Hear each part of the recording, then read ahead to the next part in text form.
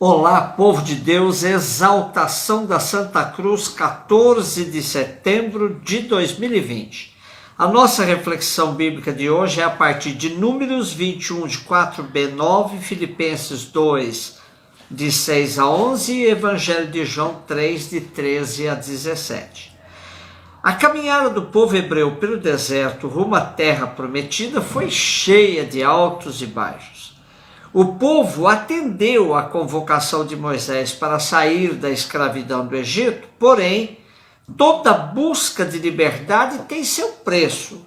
E nos 40 anos de caminhada não faltaram inúmeras traições e infidelidades em relação a Deus. De outro lado, Deus nunca deixou de enviar sinais para que o povo se arrependesse e voltasse a viver o pacto, a aliança. No texto de hoje, as serpentes venenosas serviram para reavivar a memória do povo quanto aos compromissos assumidos.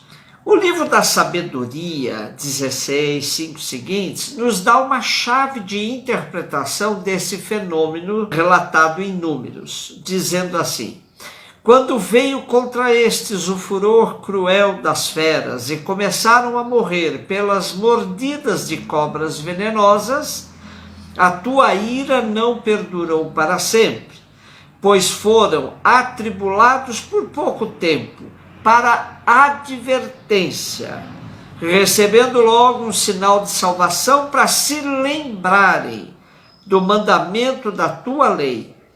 De fato, quem se voltava era curado, não por aquilo que via, mas por ti, Salvador de todos.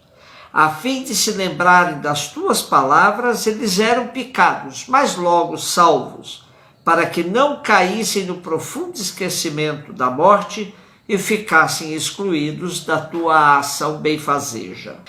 Os hebreus passaram pela experiência da morte, reconheceram o pecado cometido contra Deus, pediram perdão.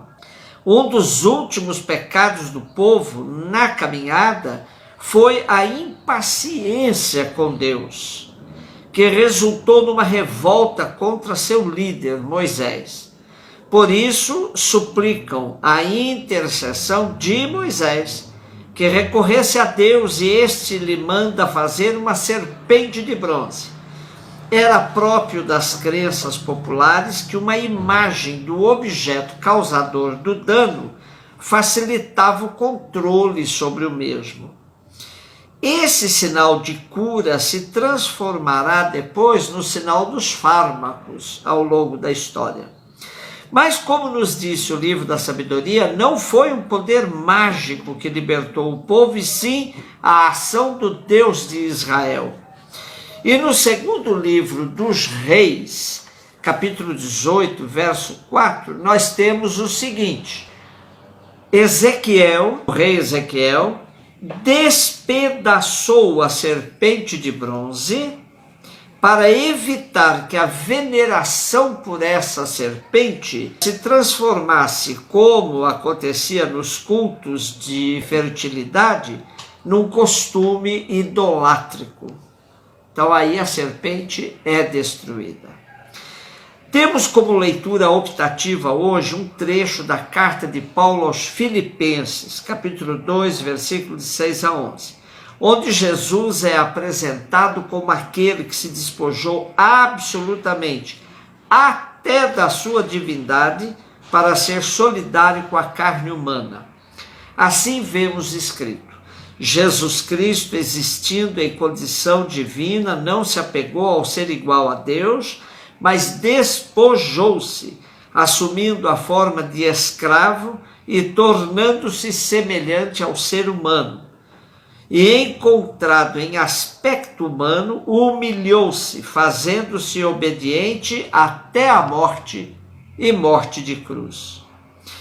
Hoje somos assolados por tantas espiritualidades que negam a cruz e ficam insistindo no Deus Todo-Poderoso, a quem nada é impossível.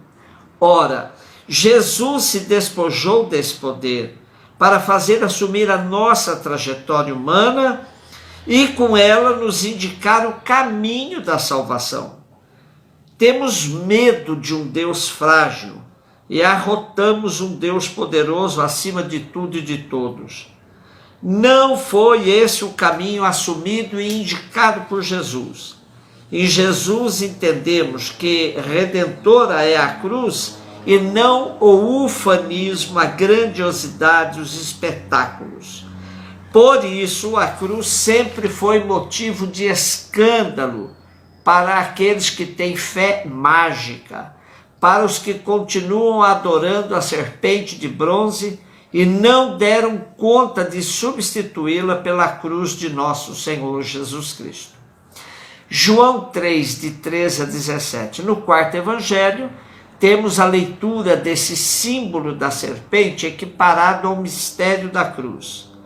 Assim como Moisés ergueu a serpente no deserto, assim também é necessário que o Filho do Homem seja erguido ao alto, a fim de que todo que nele crê tenha a vida eterna. O capítulo 3 de João apresenta o longo discurso de Jesus com Nicodemos, a quem ele faz a proposta radical que é preciso nascer de novo. Porém, Nicodemos não tinha coragem de dar esse passo decisivo em sua vida. Por isso, João o coloca atuando à noite. Também Jesus se apresentou a Nicodemos como luz, que veio ao mundo e que as pessoas preferiram as trevas. E ainda mais, todo que pratica o mal odeia a luz e não se aproxima da luz, para que as suas ações não sejam denunciadas. Nesse contexto, para Nicodemos, Jesus adianta o mistério da cruz, o Filho do Homem que será levantado. O problema é que para um judeu do partido dos fariseus, como Nicodemos, era muito difícil aceitar a cruz, pois ela era destinada aos malditos. Como aceitar que um sinal de maldição se transformasse em sinal do amor maior? Essa festa, a festa da Santa Cruz que celebramos hoje, nasceu em Jerusalém, difundiu-se por todo o Oriente Médio, onde ainda hoje é celebrada em paralelo com a Páscoa. A 13 de setembro foi consagrada a Basílica da Ressurreição em Jerusalém, mandada construir por Constantino e sua mãe Helena. No dia seguinte, foi explicado ao povo o significado profundo da igreja, mostrando-lhe o que restava da cruz do Salvador. No século VI, esta festa em honra da Santa Cruz já era conhecida em Roma, e em meados do século VII começou a ser celebrada no dia 14 de setembro, quando se expunham à veneração dos fiéis relíquias da Santa Cruz. Porém, precisamos resgatar o sentido da cruz numa sociedade que foge dela, sobretudo tenta escapar da cruz da solidariedade com tantos crucificados da história. Como diz John Sobrino, é preciso descer da cruz os pobres. Para quem entende esse sentido da cruz, há um caminho rico de espiritualidade, de mística. Como afirma Leonardo Boff, viver a cruz de nosso Senhor Jesus Cristo implica numa mística de vida. Esta mística assenta sobre um mistério, o mistério de uma vida que se gera onde aparece a morte, o mistério de um amor onde se manifesta o ódio. A cruz resume tudo isto. Cada cruz contém uma denúncia e um apelo.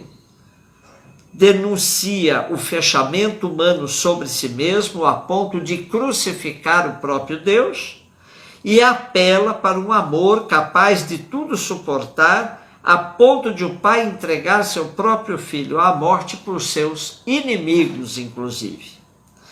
E para que não nos estacionemos na adoração da serpente de bronze, é preciso ver na cruz não um símbolo vazio, mas ter a capacidade de ver nela todos os atuais crucificados.